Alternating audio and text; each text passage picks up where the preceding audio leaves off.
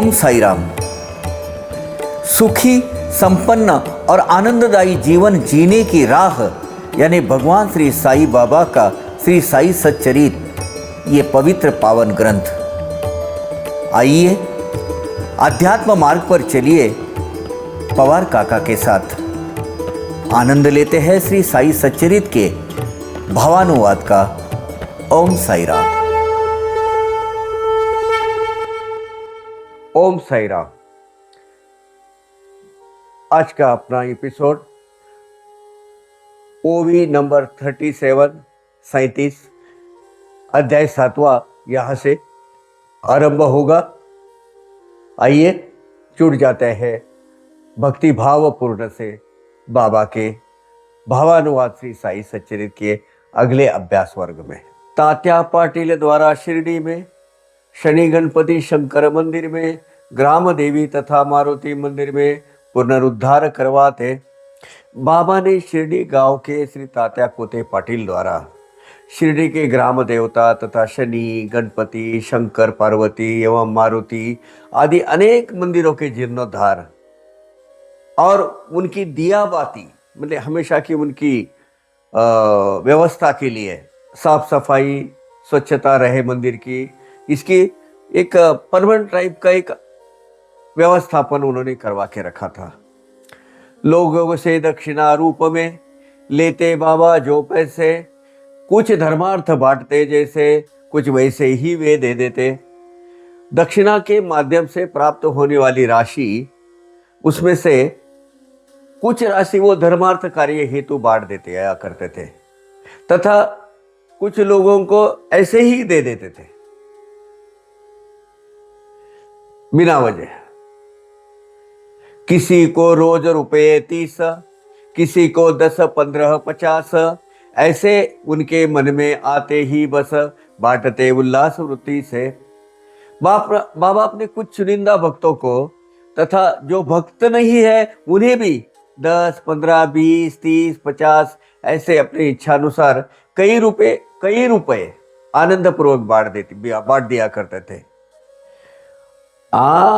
एक याद रखना, इसकी वैल्यू आपने को 10, 20, 50 आज कुछ नहीं लगते हैं, लेकिन आज के समय में ये रकम बहुत ही कम लगती होगी आपको, परंतु उस समय के रुपए के मूल्य के ध्यान में रखते हुए ये रकम बहुत बड़ी मानी जाती है, बहुत बड़ी हो जाएगी। आज आप कैलकुलेशन करेंगे तो अभी इन्फ्लेशन ये जो होता है, महंगाई वगैरह बढ़ती है, उसके हिसाब से रुपये का अवमूल्यन हो जाता है।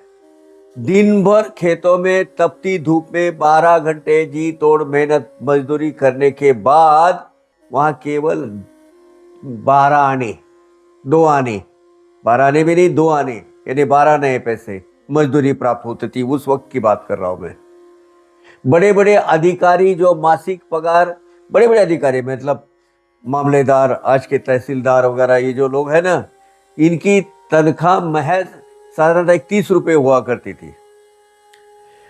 उस काल में, अब सोने के हिसाब से देखिए, उस काल में एक तोला सोना, वो भी कौन सा 11.645 ग्राम का, लगभग 1.5 ग्राम के ऊपर। आज का एक तोला यानी 11.645 ग्राम केवल 21 रुपए में मिलता था। देखो रुपये की वैल्यू क्या थी। आज वो कितने में मिलता है? 60-70 हजार रुपए के ऊपर ही है एक तोला, वो भी 10 ग्राम का। यानी आज उसकी वैल्यू लगभग 75 हजार रुपये, 21 रुपये उस वक्त के, आज के 75 हजार रुपये हो गए। अब उस तुलना में देखिए, बाबा 10, 15, 30, 50 ऐसे इच्छा अनुसार कहीं बांट देते थे। अर्थात उस समय के 1 रुपये की कीमत आज के 1500 रुपये के बराबर होती थी। ये तो सारा धर्म का पैसा, लेने वालों के भी पूर्ण भरोसा, विनियोग भी होवे वैसा, यही मनीषा बाबा की। अब ये भक्तों द्वारा धर्म कार्यार्थ दिया हुआ पैसा होता था। लेने वाले को भी इसका विनिमय सत्कार्य हेतु ही करना चाहिए, इस बात का पूरा भरोसा रहता था। उसी प्रकार इन पैसों का सदुपयोग हो, अच्छे काम में वो लग जाए, यही बाबा की इच्छा रहती थी। अभी किसको किसको क्या देते थे देखिए, एक उदाहरण देता हूं। बाबा के एक बहुत श्रेष्ठ दर्जा के भक्त बयाजी पाटिल कोते, बाबा बयाजी पाटिल कोते को ₹4 प्रतिदिन देते थे।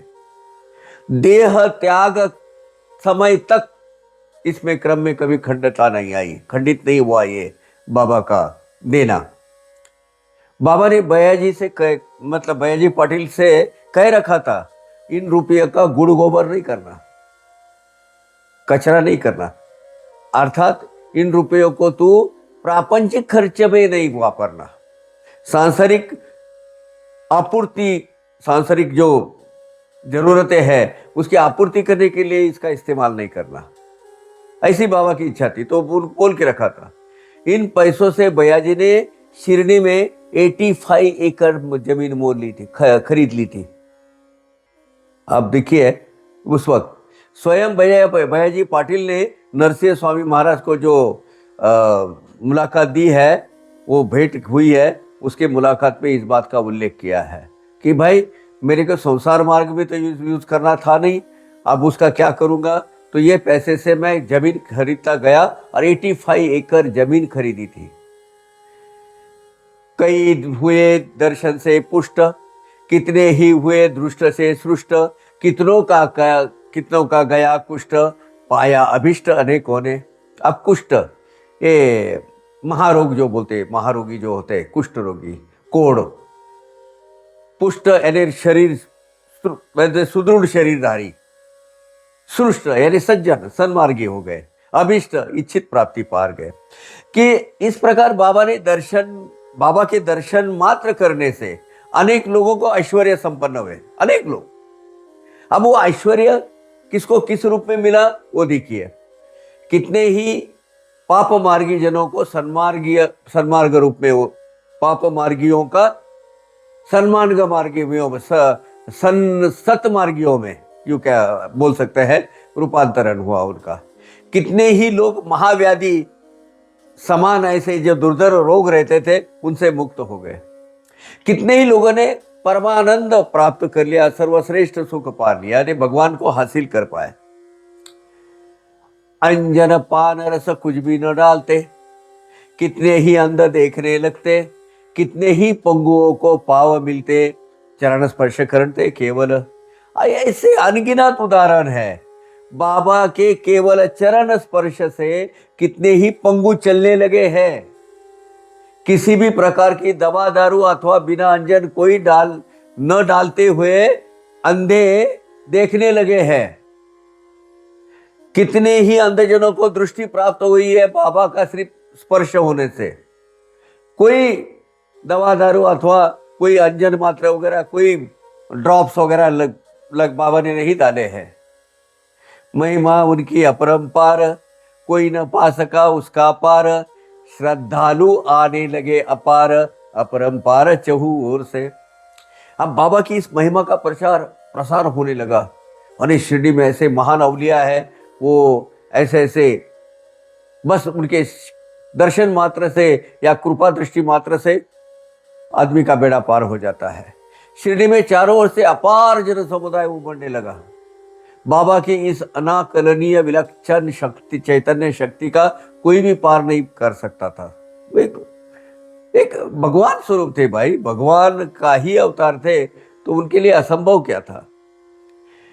मस्जिद से थोड़ी दूरी पर शौचादि से निवृत्त होकर कभी स्नान कभी बिना स्नान नित्य ध्यान में रहते मग्न। अब बाबा ने कभी साधन शुचिता पर विश्वास नहीं रखा। मस्जिद के नजदीकी जगह पर कई शौच आदि जो प्रातः क्रिया करके कभी स्नान करते थे, स्नान न करते बाबा नित्य ध्यान मग्न में रहते थे। सफेद साफा सिर पर बांधते, कमर पर धोती स्वच्छ पहनते, शरीर पर कुर्ता या कपनी रखते, पहनावा ऐसा आरंभ के काल में कमर पर स्वच्छ धुली हुई एक धोती, शरीर पर कपनी अथवा कुर्ता और सिर पर सफेद कलर का फेटा, वो जो मंदिल रहता है, वो इस तरह बाबा का पहनावा रहता था। आरंभ में गांव में वैद्य की करते, रोगी को जांच कर दवा देते, बहुत यश हाथों में उनके, हकीम प्रख्यात कहलाए। बाबा एक नामचीन प्रसिद्ध ऐसे वैद्य हो गया, उधर वैद्यराज हो गए। आरंभ में बाबा की वैद्य की जो बहुत चल पड़ी थी, नाड़ी परीक्षा कर दवाइयां देते थे, और बाबा को आयुर्वेद का बहुत अच्छा ज्ञान था। अपने हाथ से अपरिमित ऐसा यश उनके हाथ में था। मतलब दवा क्या, दवा तो सिर्फ एक कारण है, वो उनके दर्शन मात्र से ही आदमी ठीक हो जाता था। बाजू वे वैद्य के रूप में आसपास के गांवों में बहुत प्रख्यात हो गए थे। लोग टांगे वगैरह लेकर वहां आकर उनको दिखाते थे, बाबा ऐसा हो रहा है, वैसा हो रहा है। अब उस वक्त इतने बड़े दवाखाने और ये हॉस्पिटल वगैरह वो लेवल पर नहीं रहते थे, लेकिन बाबा का ये वैद्यराज ज़्यादा रहते थे, डॉक्टर कम रहते थे, तो आयुर्वेदिक की मात्रा ज़्यादा चलती थी।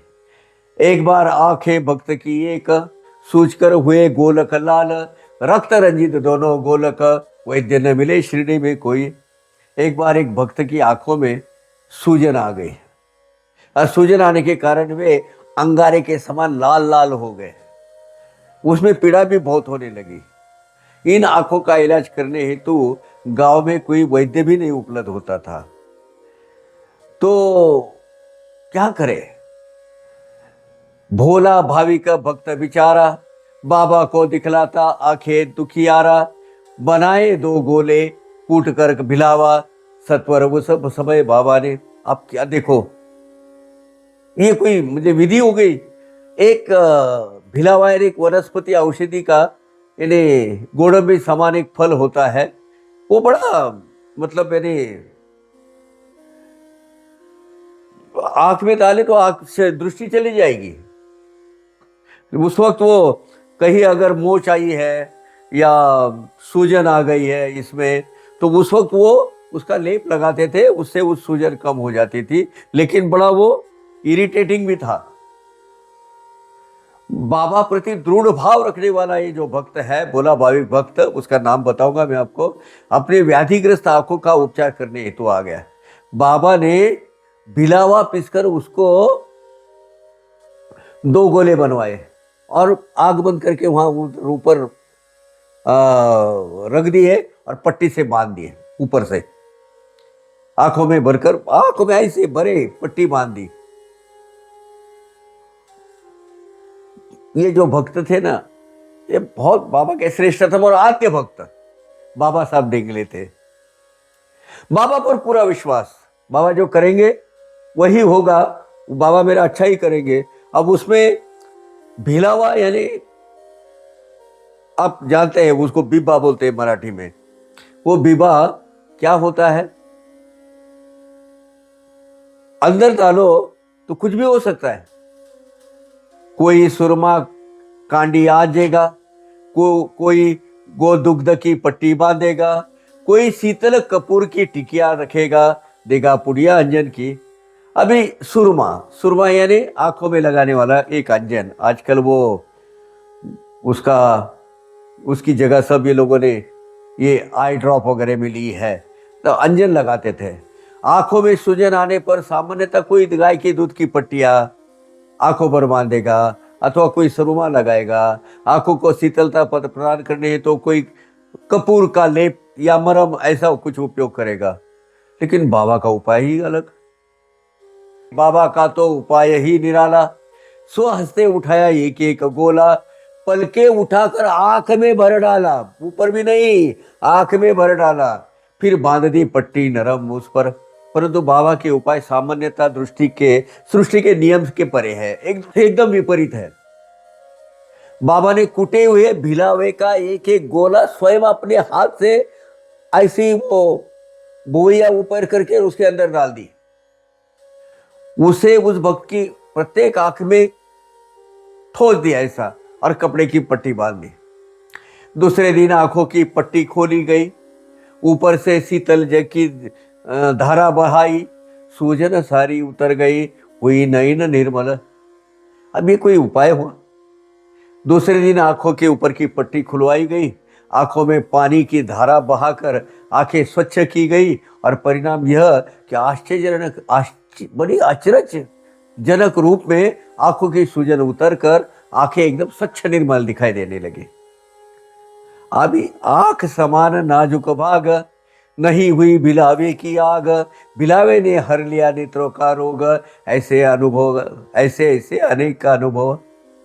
अब आंख समान बड़ा वाइटल पार्ट, नाजुक यानी मुलायम अंग, उसके ऊपर भिलावा लगाना, उसे जो जलन होती है, हम खुद लगाते थे बचपन में, कुछ अगर थोड़ा सा खरोच आ गई या गए तो उसमें भर देते थे और बड़ी आग होती थी उसमें। जलन या व्याधि कुछ भी नहीं हुई। आंख के अंदर डालकर बिलावे में आंखों को अंधा बना देने के गुणधर्म होने पर भी आंखों को किसी भी प्रकार की हानि या क्षति न होते हुए आंखें एकदम निरोग हो गई। अब क्या बोले इस लीला को। दोती पोती पूर्ण अवगत उन्हें, जाते किसी एकांत स्थान में, स्नान करते करते अतड़िया उगालते, सुखाने लगते धोकर उन्हें। बाबा का मतलब धोती पोती एक हठयोग का जो योग मार्ग है, जिसे हठयोग कहते हैं, एक ऊंची श्रेणी की ये क्रिया है। दोनों धोती पोती पूरा यानी ऐसा धोना बोले तो यहाँ से कपड़ा डालना 20-22 मीटर वाला और यहाँ से बाहर निकालना और ऐसा धोते रहना, पूरा कपड़ा जो है खा लेना पूरा, और सिर्फ एक ऐसा शीरा एक बाजू में रखना, पूरा पेट के अंदर पूरा ये इतना बड़ा गोला, और फिर वो साफ करके बाहर निकालना। मैंने हमारे बचपन में ऐसे हठयोगी साधु देखे हैं। मस्जिद से जितनी दूर कुआं था उतनी ही दूर आगे एक वटवृक्ष था, उसके भी आगे एक और कुआं था, वो जाते वहां 2 दिनों के अंतराल में। अब जो मस्जिद माई है, जो द्वारका माई है, द्वारका माई से आगे एक शिवड़ी बोलते हैं, आज भी है वो जो कुआं है उसके परे और एक कुआं था। मस्जिद माई में जितनी दूर एक कुआं है उसके ही आगे उतनी दूरी पर एक वटवृक्ष है, और वो वटवृक्ष उस वक्त था वो रोड पर, उससे उतनी दूर एक और कुआं है। बाबा वहां 2 दिनों के अंतराल में जाया करते थे। भर दोपहर की धूप प्रखर, कोई न वहां ऐसा देख कर, स्वयं कुएं से पानी निकाल कर करते मुखमार्जन। बाबा बहुधा बड़ी दोपहर की धूप प्रखर, ऐसी कड़ी धूप गिरती थी, आसपास कोई नहीं है, ये देखकर एक एकांत समय में कुएं से पानी निकालकर मुंह आदि साफ करते थे। ऐसी ही एक अवसर पर बाबा ने क्या किया सुनिए, वो हम अगले एपिसोड में सुनते हैं। तब तक के लिए आज्ञा दीजिए। अगला एपिसोड हम शुरू करेंगे अध्याय 7, वो भी 56, क्योंकि ये इसमें बाधा नहीं आनी चाहिए, इसके लिए हम वो पूरी लीला हम सुनते हैं। यानी बाबा कितने महान हठयोगी या योग मार्गी के कितने श्रेष्ठ है, इसीलिए तो हम बाबा को राजाधिराज योगीराज कहते हैं। इसकी ये जो लीला है अगले श्रृंखला में सुनेंगे। तब तक के लिए आज्ञा दीजिए। ओम साई राम। अवघारंग एक झाला, अवघारंग एक झाला, रंगी रंगला श्रीरंग, रंगला श्रीरंग, रंगला श्रीरंग, अवघारंग एक झाला, अवघारंग एक झाला।